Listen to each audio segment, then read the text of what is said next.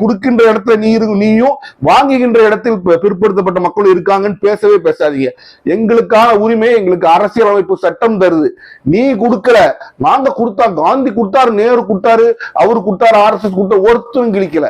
இது எங்களுடைய உரிமை. நாக்பூர் பார்ட்டி இருக்குங்க, உங்களோட பேரண்ட் ஆர்கனைசேஷன். அங்க போனா எல்லாரும் போட்டு ஒரு பெரிய ஒரு அந்த காலத்து ஏட்டையா ட்ரௌசர் ஒண்ணு போட்டு போவீங்களே, அங்க எத்தனை பெண்கள் இருக்காங்க? எத்தனை சர்சன் சாலக்குன்னு சொல்ற அந்த பதவியில் எத்தனை பெண்கள் இருக்காங்க? உயர் போஸ்ட்ல எத்தனை பெண்கள் இருக்காங்க? உடுப்பீங்களா அங்க RSSல 1/3 ரிசர்வேஷன் பொம்பளைகளுக்கு? கேட்கிறேன், உங்ககிட்ட தான் கேட்கிறேன். உங்க பேரண்ட் ஆர்கனைசேஷன் தான் கொடுப்பீங்களா? ஒரு பில்ல எரிக்கிறதுங்கிறது ஒரு மிக ஸ்ட்ராங் ஃபார்ம் ஆஃப் ப்ரொடெஸ்ட். அந்த மிகவும் ஒரு வலுவான ஒரு எதிர்ப்பை காமிக்கிற மாதிரி எதிர்த்திருக்காங்க. பரவாயில்ல, ஸ்டாலின் அவர்களை பாராட்ட வேண்டும். ஏன்னா இன்னைக்கு இருக்க மத்திய பிஜேபி அரசை எதிர்க்கிறதுக்கு எல்லாருமே யோசிக்கிறாங்க. இந்த சமயத்துல அவங்க கொண்டு வர பில்லை எரிச்சிருக்கிறாங்கன்னா அது மிகப்பெரிய ஒரு ஆழமான ஒரு வலுவான ஒரு எதிர்ப்பை காமிச்சிருக்காரு தான் நம்ம சொல்ல முடியும். விஜய் 6 மணிக்கு மேல வெளில வர மாட்டார், ஆனா அவர் தான் சிஎம். எப்படி அவர் சிஎம்மா இருப்பாரு? காலையில 10 மணி டு ஈவினிங் 6 மணி வரைக்கும் விஜய் சிஎம்மா இருப்பார். அப்ப அதுக்கப்புறம் சாயங்காலம் 6 மணி இருந்து அடுத்த நாள் காலைல 10 மணி வரைக்கும் புஷி ஆனந்த் ஒரு நாள் சிஎம்மா இருப்பாரு, இன்னொரு நாள் ஆதவர்ஜுனா சிஎம்மா இருப்பாரு. கரெக்டா உங்களுக்கு புரியுதா? அப்ப ஒரு நாளைக்கு வந்து சிஎம் இல்லாம தமிழ்நாடு இருக்காது. நீங்க கோஸ்டல்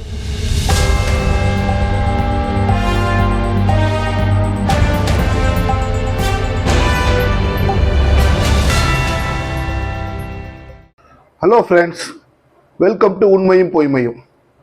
நம்ம சேனலில் வரக்கூடிய எல்லா வீடியோக்களையும் தொடர்ந்து பார்க்க நம்ம சேனலை சப்ஸ்கிரைப் பண்ணி பெல் பட்டனை ப்ரெஸ் பண்ணிக்கங்க. இன்றைக்கு தேர்தல் நடந்து கொண்டு அது சம்பந்தமான பிரச்சாரங்கள் ஒரு பக்கம் போய்கிட்டு இருந்தாலும் மிக முக்கியமான விஷயமாக இன்றைக்கு அந்த 2 பில்கள், அதாவது தொகுதி சீரமைப்பு பில், பெண்கள் ரிசர்வேஷன் பில், இந்த 2 பில்லும் இன்னைக்கு பார்லிமெண்ட்ல இன்னைக்கு தான் அதை பார்லிமெண்ட்ல வச்சு அதை குறித்து விவாதம் நடக்குது. பல கட்சி தலைவர்கள் பல விதமாக அதை பேசினாங்க. இன்றைக்கு வாக்கெடுப்பு நடக்கவில்லை, ஆனா ஒவ்வொருத்தரும் விவாதம் பண்றாங்க. அப்ப அந்த பில்லை இன்ட்ரடியூஸ் பண்ணி, அதாவது அறிமுகப்படுத்தி பேசும்போது நம்ம பிரதம மந்திரி வந்து முதல்ல மகிழா பில், அதாவது பெண்கள் ரிசர்வேஷனை பத்தி நம்ம உள்ள கொண்டு வச்சிடணும். அதற்கப்புறம் மற்ற பிரிவினருக்குள்ள கொடுக்க வேண்டிய சலுகைகள் அப்புறம் பேசிக்கலாம். இந்த அப்புறம் பேசிக்கலாங்கிறது தான் நீங்க புரிஞ்சுக்கணும். RSS பிஜேபியோட ஒரு சதிவலை. அந்த அப்புறங்கிறது உங்களுக்கு வரவே வராது. இடஒதுக்கீடு என்பது இவங்க என்ன சொல்றாங்கன்னா சலுகை கிடையாது. அது சலுகை இடஒதுக்கீடுங்கிறது சலுகையே கிடையாதுங்க. ஆண்டாண்டு காலமாக உரிமைகளை அனுபவித்துக் கொண்டிருந்த மக்களை அவங்ககிட்ட இருந்து அந்த உரிமையெல்லாம் புடுங்கி ஒரு 3000 வருஷமா ஒரு மக்களை சமூகத்துல அடிமை சமூகமா நீங்க அவங்களை ஆக்கி கீழே போட்டு மிதிச்சுக்கிட்டு இருந்தீங்க. அதற்கு பரிகாரம் கூட சொல்ல மாட்டேன், காம்பன்சேஷன் கிடையாது. இது வந்து காம்பன்சேட்டே பண்ண முடியாது. இன்றைக்கு அந்த ரிசர்வேஷன்ன்றது ஒரு எனேபிளிங் ப்ரொவிஷன் சொல்லுவாங்க. அவர்களை மேலெடுத்து கொண்டு வர செய்யக்கூடிய ஒரு சிறிய ஒரு முயற்சி தான். அந்த முயற்சி சரியான 10 சொல்ல மாட்டாங்க, ஒரு சிறிய முயற்சி தான். 70-80% இருக்கிற மக்களுக்கு நீங்க கொடுக்குற ரிசர்வேஷன் 50%க்குள்ள வச்சுக்கோங்க சொல்றீங்க. அப்ப அந்த ரிசர்வேஷன் போதுமான ஓரளவுக்கு நீங்க ரிசர்வேஷன் கொடுக்கலாங்கிறது தான் உண்மை. ஏதோ வாரி எடுத்து நீங்க கொடுத்தீங்கன்னு பேசாதீங்க.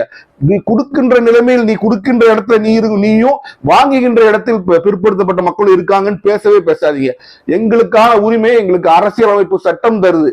நீ கொடுக்கல, நாங்க கொடுத்தா, காந்தி கொடுத்தாரு, நேரு கொடுத்தாரு, அவரு கொடுத்தாரு, RSS கொடுத்தாரு, ஒருத்தரும் கிழிக்கல. இது எங்களுடைய உரிமை.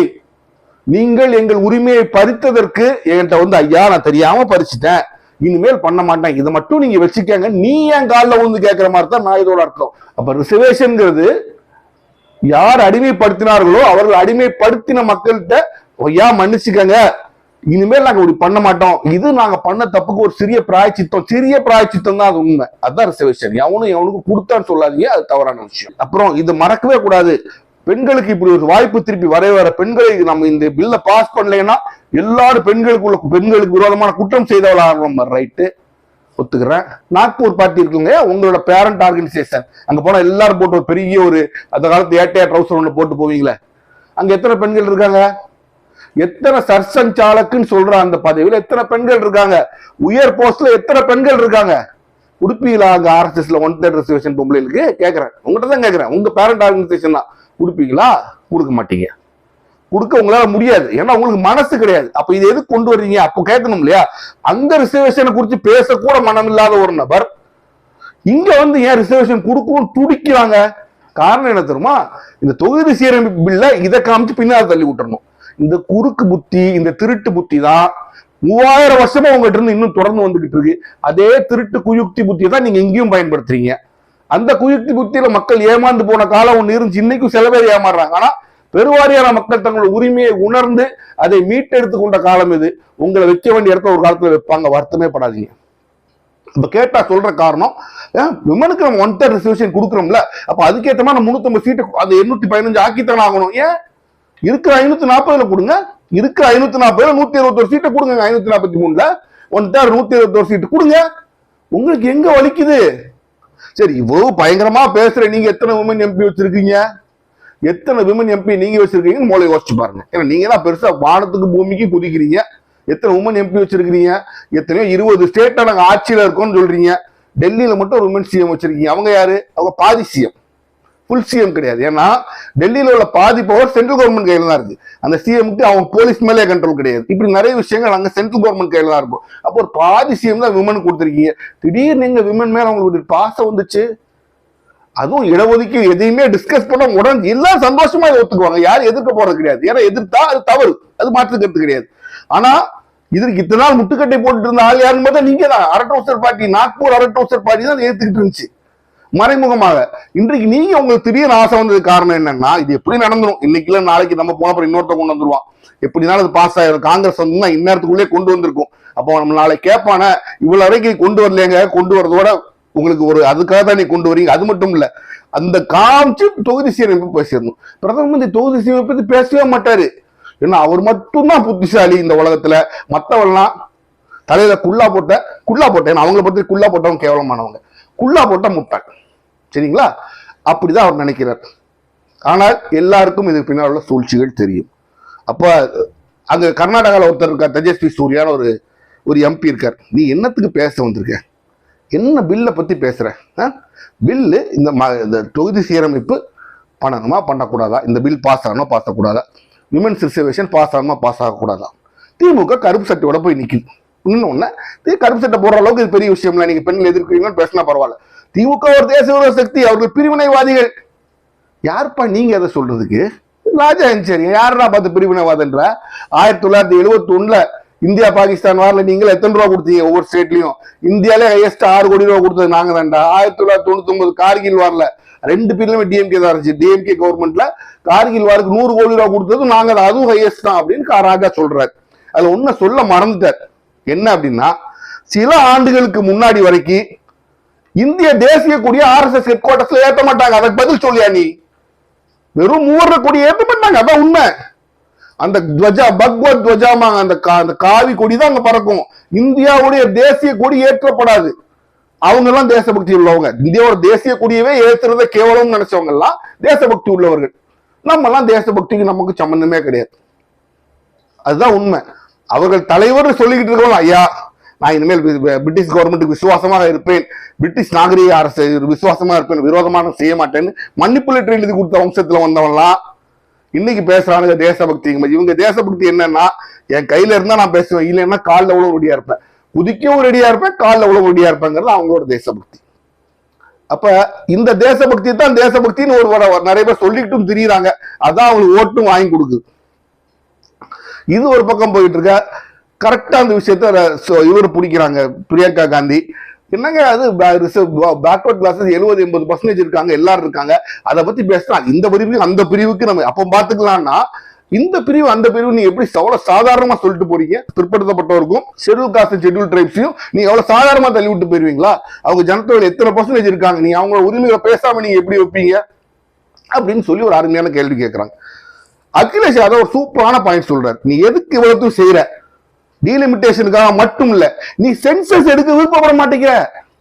உனக்கு சென்சஸ் எடுயா முதல்ல, அதுக்குள்ள உனக்கு என்ன அவசரம்? ஏன்னா சென்சஸ் எடுத்தா அடுத்த ஒரு கேள்வி வரும், காஸ்ட் சென்சஸ் எடுங்கன்னு ஒரு கேள்வி வரும். அதை தவிர்க்கிறதுக்கு தான் நீ இவ்வளவு செய்யற. தெரிஞ்சா உண்மையா எத்தனை பேக்வர்ட் கிளாஸ் இருக்கான், உண்மையா தலித்ஸ் எத்தனை பேர் இருக்காங்க, உண்மையா முஸ்லீம் எத்தனை பேர் இருக்கான், ஷெட்யூல் ட்ரைப்ஸ் எத்தனை பேர் இருக்கான், எல்லாம் வெளியில வந்துடும். அதை மறைக்கிறது, சென்சஸ் எடுக்காம மறைக்கிறதுக்காக இதை இப்படி தள்ளி விட நீ பாக்குற. ஒரு விஷயம் நல்லா புரிஞ்சுக்கணும், சென்சஸ் மிக மிக முக்கியமானது விஷயம் நாட்டுக்கு. அந்த நாடு எங்க இருந்துச்சு 10 வருஷம் முன்னாடி, 10 வருஷம் என்னத்துல வளர்ச்சி அடைஞ்சிருக்கு, மக்கள்கிட்ட என்னென்ன குறைபாடுகள் நீங்கி இருக்கு, என்ன குறைபாடுகளை நாம் நீக்க வேண்டும், நம்மளோட ஸ்கீம்ஸ் எல்லாம் மக்களை போய் சேர்ந்திருக்கா, இன்றைக்கு 10 வருஷம் பின்னால் நம்ம என்ன ஸ்கீம்ஸ் எல்லாம் புதுசா கொண்டு வரணும், எல்லாமே சென்சஸ் வச்சுதான் பண்ணுவாங்க. இன்னைக்கு அந்த சென்சஸ் 2011 15 ஆண்டுகள் எடுக்கப்படவில்லை. மக்கள் நம்மெல்லாம் முட்டாளா உட்காந்துருக்கோம், என்னமே கேள்வி கேட்காம உட்காந்துருக்கோம். அந்த சென்சஸ் எடுக்காம வேற இடத்துல நாம கொண்டு வந்துகிட்டு இருக்காங்க. அப்போ சொல்றது அவர் சொல்றது உண்மைதானா? சென்சஸ் எடுத்தா அப்புறம் காஸ்ட் சென்சஸ் எடுக்கிற வாய்ப்பு கொடுத்துருக்கேன், எடுறாமா.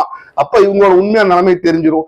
அதனாலதான் நீங்க கொண்டு வர மாட்டேங்கிறீங்க அப்படின்னு ஒரு அருமையான ஒரு வார்த்தை அவரும் பதில சொல்லிட்டு போறார்.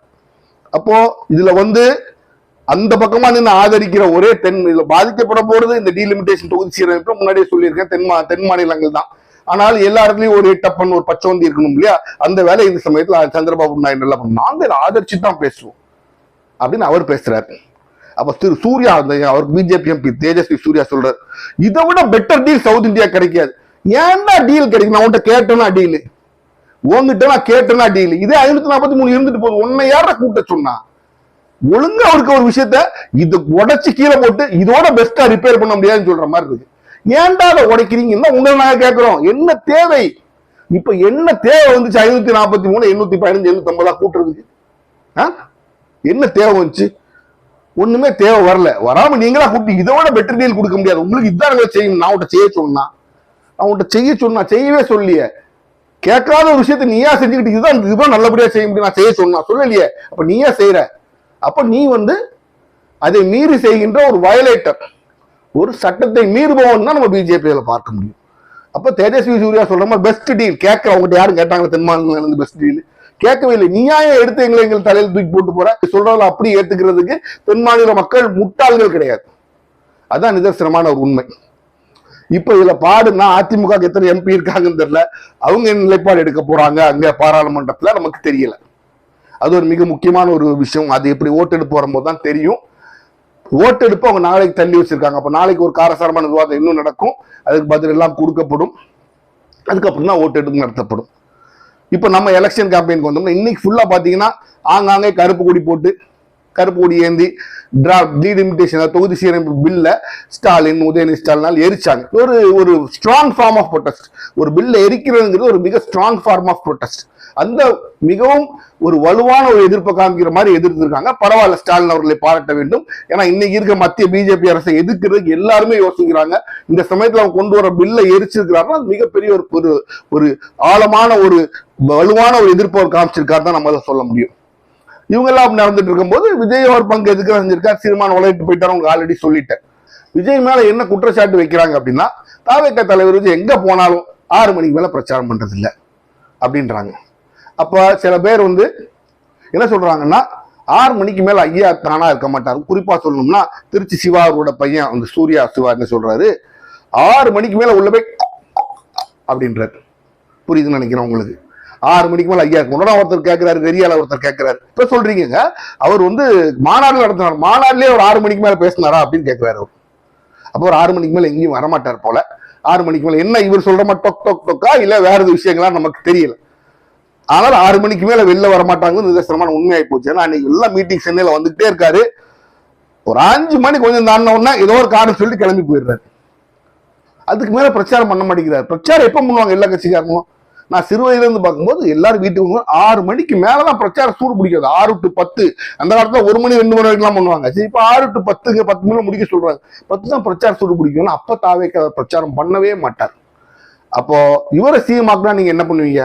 அதுக்கும் எங்க தாவேக ஒரு சூப்பர் ஐடியா வச்சிருக்கோம்ல. நீங்க எங்களை அறிவில்லாத அரசியல் அறிவில்லாதுன்னு சொல்லுவீங்களா? இல்ல அறிவில்லாத மக்கள் இல்ல சீமான் ஒண்ணு சொல்லுவாங்க, அந்த வார்த்தை சொல்லுவீங்க? நிச்சயமா கிடையாது. இதுவரைக்கும் வரலாற்றிலேயே உலக வரலாற்றிலேயே முதல் முறையாக நாங்க பல ஐடியா வச்சிருக்கோம்ல. அது என்ன ஐடியா உங்களுக்கு சொல்றேன் பாருங்க. விஜய் 6 மணிக்கு மேல வெளில வர மாட்டார். ஆனா அவர் தான் சிஎம். எப்படி அவர் சிஎம்மா இருப்பாரு? காலையில 10 மணி டு ஈவினிங் 6 மணி வரைக்கும் விஜய் சிஎம்மா இருப்பார். அப்ப அதுக்கப்புறம் சாயங்காலம் 6 மணி இருந்து அடுத்த நாள் காலைல 10 மணி வரைக்கும் புஷி ஆனந்த் ஒரு நாள் சிஎம்மா இருப்பாரு, இன்னொரு நாள் ஆதவர்ஜுனா சிஎம்மா இருப்பாரு. கரெக்டா உங்களுக்கு புரியுதா? அப்ப ஒரு நாளைக்கு சிஎம் இல்லாம தமிழ்நாடு இருக்காது. நீங்க சொல்லக்கூடிய என்ன சொல்றீங்க?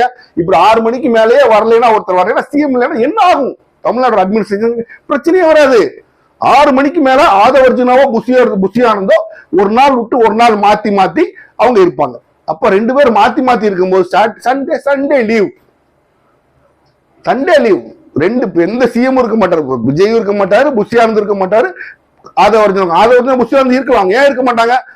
மெயின் சிஎம் லீவ் இல்லையா? அப்ப அவங்க 2 பேர் லீவ் போட்டுதானே ஆகணும். ஒரு நாள் எக்ஸ்ட்ரா இருக்கு. ஒரு நாள் புஷிக்கு நீங்க கூட கொடுத்தீங்கன்னா ஆதவர்ஜுனா சண்டை போடுவாரு, ஆதவர்ஜுனா கூட கொடுத்தீங்கன்னா புஷி சண்டை போடுவார். அதனால நாங்க என்ன தெளிவா வச்சிருக்கோம், நீங்க நல்லா புரிஞ்சுக்கோங்க. இதுதான் வந்து தாவேகாவோட மாஸ்டர் பிளான். உலக வரலாற்றுல இப்ப அரசியல் புரட்சி எந்த கட்சியும் செய்யல. டெய்லி காலையில 10 மணில இருந்து ஈவினிங் 6 மணி வரைக்கும் விஜய் செய்யும். சனிக்கிழமையாச்சும் ஒரு வேளை இருப்பார், ஞாயிற்றுக்கிழமை அவர் இருக்க மாட்டார். சாயங்காலம் 6 மணில இருந்து அடுத்த நாள் காலைல 10 மணி வரைக்கும் ஒரு நாள் புஷி ஆனந்த் சிஎம், ஒரு நாள் ஆதவ அர்ஜுனா சிஎம். அப்போ தமிழ்நாட்டுக்கு சிஎம் இல்லை நீங்க குறை சொல்ல முடியாதுல்ல. ஞாயிற்றுக்கிழமை லீவ், எல்லாத்துக்குமே லீவ். என்ன பிரச்சனை தான் லீவ். இன்னைக்கு நின்றுக்கோ மண்டேவா அப்படின்னு தான் நாங்க சொல்லணும். அப்ப 6 நாள்ல தமிழ்நாட்டுக்கு சிஎம் இல்லைங்க நீங்க சொல்ல முடியாது. தாவேக்காக்கு நீங்க தைரியமா ஓட்டு போடலாம், எப்படினாலும் சிஎம் பிடிச்சிருவாங்க. 2 சிஎம் அப்படின்னு கொண்டு வந்து ஒரு புரட்சியை அவங்க உண்டு பண்ணியாச்சு. தமிழ்நாட்டை அவங்க அருமையா ஆண்டுருவாங்க. இதை மக்கள் மைண்ட்ல வச்சு தாவேக்காவை ஆதரிக்கணும்னு அவங்களோட நன்முக்கு உங்ககிட்ட நான் கேட்டுக்கிறேன். எடப்பாடி பழனிசாமி இப்ப பாவம், உண்மையா அவரை பத்தி பேசுறதுக்கு என்ன சொல்றதுக்குன்னு தெரியல. ஒவ்வொரு ஊரா போய் அவர் புலம்பி தள்ளினாலும் அது சரியில்லை, இது சட்டம் ஒழுங்கு சரியில்லை, அது சரியில்லை, எங்க பாருங்க கஞ்சா விக்குது, இங்க விக்குது, பெண்கள் பாதுகாப்பு இல்லையா இவங்க கத்திட்டு இருக்காரு. ஆனா அவருக்கே தெரியுது நம்ம என்னதான் சொன்னாலும் நம்ம முன்னால 6 அடிக்கணும் பார்த்தோம், பின்னால ஒரு பெரிய கல்ல தூக்கி நம்ம தலையில பிஜேபியே போடுத, நம்ம என்ன செய்யணும்னு இப்ப அவருக்கு தெரியுது. இப்ப பாருங்க, எதிர்கட்சி இந்த நேரத்துலதான் ஒரு எதிர்கட்சி தலைவரும் அவரோட பேச்சும் அவரோட கொள்கையும் மக்கள் மனசுல பதிகிற மாதிரி இருக்கணும். அதுக்கு ஒரு போக்கஸ் கிடைக்கணும். எலெக்ஷனோட பீக் வரணும். ஒரு வாரம் தான் இருக்கு எலெக்ஷனுக்கு. இந்த சமயத்துல எலெக்ஷனோட போக்கஸ் ஃபுல் எதிர்கட்சி தலைவர் மேல இருக்கணும். அப்பதான் அவர் சொல்ற விஷயங்கள்லாம் மக்கள்கிட்ட போய் சேரும். அவரோட செயல்பாடுகளும் மக்கள் பார்த்துக்குவாங்க. எலெக்ஷன் ஒரு பெரிய தாக்கத்தை ஏற்படுத்தும். எலெக்ஷன் தொடங்கி ஒரு வாரத்துக்கு யாருமே அவரை பத்தி பேச மாட்டேங்கிறாங்க. பேசுறவங்க ஃபுல்லா என்ன சொல்லலாம், ஸ்டாலின் வந்து தொகுதி சீரமைப்பை எதிர்க்கிறார், ஸ்டாலின் அதை எதிர்க்கிறார், ஸ்டாலின் சென்ட்ரல் கவர்மெண்டோட தமிழக விரோத போக்கை எதிர்க்கிறார். இதைத்தான் எல்லாரும் பேசுறாங்க. அது ஒரு பெய்டு மீடியான்னு சொல்லுங்க. ஏன்னா நீங்க பேசுற விஷயம் தப்ப விஷயம் ஆயிப்போச்சு. காரணம் யாரு? உங்க நண்பர், உங்க ஆல் டைம் கிரேட் ஃப்ரெண்ட் திருவாளர் பிஜேபி அவர்கள் தான். அப்போ ஸ்டாலினுக்கு வந்து தான் கொள்கையை பேச வேண்டிய அவசியமே இல்லாம தான் என்ன செஞ்சோம், தன் சாதனையில் என்ன, தன்னோட குறைகளுக்கு விளக்கம் சொல்ல வேண்டிய அவசியமே இல்லை. இன்னைக்கு இந்த ஒரு பாயிண்ட் தூக்கி பிஜேபி கையில கொடுத்து அதை வச்சே ஸ்டாலின் ஸ்கோர் பண்ணிட்டு போறாப்ல. உங்களை யாருமே இந்த எலெக்ஷன் தேர்தல் பிரச்சாரத்தின் இறுதி கட்டங்கள்ல உங்களை ஒருத்தனுமே கண்டுக்கல. அப்ப அது தேர்தலில் உங்களுக்கு நல்லதா கெட்டதா உங்களுக்கே தெரியும். இது மட்டும் இல்ல, ஒரு மிக நல்ல செய்தி, ஐயா ராமதாஸ் ஆஸ்பத்திரியில இருந்து மீண்டு வந்துட்டாரு. நமக்கு ரொம்ப சந்தோஷமான விஷயம். அப்ப களத்துல அவங்களும் சசிகலாமாவும் நிச்சயமா நான் சொல்றேன் ஒரு பாதிப்பை ஏற்படுத்துவார்கள். அது என்ன பாதிப்பு எந்த அளவுக்கு இருக்கும் அப்படிங்கிறது நமக்கு தெரியாது. டிடிவி தினகரன் வந்து அவர் கொஞ்சம் சசிகலாமையாட்ட என்ன இருக்கா இவன்னு பேசுறாரு. சசிகலாமாவுக்கு என்ன இருக்குங்கிறத பத்தி எனக்கு தெரியலங்க. சசிகலாமா வந்து 1ன்னு வச்சுக்கோங்க, ஒரு பர்சன்டேஜ் 1 மார்க்னு வச்சீங்கன்னா நீங்க 0. ஏன்னா அந்த 1 மார்க் காமிச்ச இடத்துனாலதான், அவங்க காமிச்சு வந்ததுனால நீங்க எம்பி ஆனீங்க, எம்எல்ஏ ஆனீங்க. இல்லைன்னா நீங்க யாரு தினகரன் யாருன்னு உலகத்துக்கே தெரிஞ்சிருக்காரு. அப்ப அந்த லேடியை நீங்க அப்படி குறை சொல்லி பப்ளிக்ல அவங்க இன்சல்ட் பண்ணாம பேசுறது கொஞ்சம் நல்லது. முதல்ல அவர் பேசின சில வார்த்தைகள் ரொம்ப தவறு, அது கண்டிக்கக்கூடிய விஷயம். ஆனா சில விஷயங்களை பாருங்க, கண்ணியமா அதை விட்டு ஒதுங்கி போயிடுறாங்க சசிகலாமையார். சசிகலாமையோட எனக்கு அவங்களை பிடிக்காது நிறைய விஷயங்கள்ல. ஆனா இந்த பிரச்சாரம் ரொம்ப ஒரு மெச்சோர்டு, அந்த வயசாச்சு பாருங்க, அந்த ஒரு மெச்சோர்டு முதிர்ந்த ஒரு பிரச்சாரம் பண்றாங்க, வரவேற்கக்கூடிய ஒரு ஒன்று. அப்ப இந்த எலெக்ஷன் விஷயத்தை எல்லாத்தையும் விட இப்போதைக்கு பாருங்க, இன்னும் 2-3 நாளைக்கு இந்த தொகுதி சீரமைப்பு தான் பேசுவீங்க. அப்ப இந்த நேரங்கள்ல தான் அதிமுக தன்னுடைய பிரச்சாரத்தை வேகமா எடுத்து திமுக குற்றஞ்சாட்டி அவங்கள பார்த்து முக்களை வச்சு குத்த வேண்டிய இந்த நேரத்துல யாரும் அதிமுக கண்டுக்கிடவே இல்லை. ஏன்னா பெரிய பிரச்சனை, அதோட தமிழகத்தோட நலன்களை பாதிக்க மாதிரி ஒரு பிரச்சனை வருது. அந்த நலன்களை பாதிக்க பிரச்சனையை பண்றது யாரு? அதிமுகவோட கூட்டாளி. அப்போ அதிமுக இப்ப சண்டை எதிர்த்து குத்துறதை விட்டுட்டு முக்கில நின்று அவங்க வாங்குற குத்த தடுத்துக்கிட்டு இருக்குங்கிறது தான் இன்றைக்கு அதிமுகவோட தேர்தல் பிரச்சாரம். அப்ப நம்ம இந்த விஷயத்துல ஒண்ணு புரிஞ்சுக்க முடியும். தேர்தல் நேரத்துல தேர்தலை டைவர்ட் பண்ற மாதிரி, அதுல இருந்து நம்மளோட கவனத்தை திசை திருப்புற மாதிரி ஒரு விஷயம் வந்துச்சுன்னா நிச்சயமா அது வந்து ஆளுங்கட்சி ஒரு பெரிய சாதகம். ஏன்னா அவங்க குறைகளை யாரும் சொல்லவே மாட்டாங்களே. அந்த விஷயத்துக்கு கவனம் போயிடுச்சுன்னா எதிர்கட்சி தன்னோட வேலையை முழுக்க அவங்களை அட்டாக் பண்ற வேலையை செய்ய முடியாது. அதுதான் அப்படித்தான் இப்பொழுது எடப்பாடி பழனிசாமி தவித்துக் கொண்டிருக்கின்றார். ஏப்ரல் 23 இந்த மசோதாக்கள்லாம் வரலன்னா ஒரு மாநில ஒரு சட்டசபை எலெக்ஷனாக மட்டும்தான் இருந்திருக்கும். இப்ப அதெல்லாம் தாண்டி தமிழகத்தின் கௌரவம், தமிழகத்தின் பெருமை, தமிழகத்தின் உரிமையை குறிக்கின்ற ஒரு மிக முக்கியமான எலெக்ஷன் அதை மாற்றி விட்ட பெருமை பாஜகவுக்கு சேரும். என்ன நடக்கும் என்று பொறுத்திருந்து பார்ப்போம். மீண்டும் சந்திப்போம்.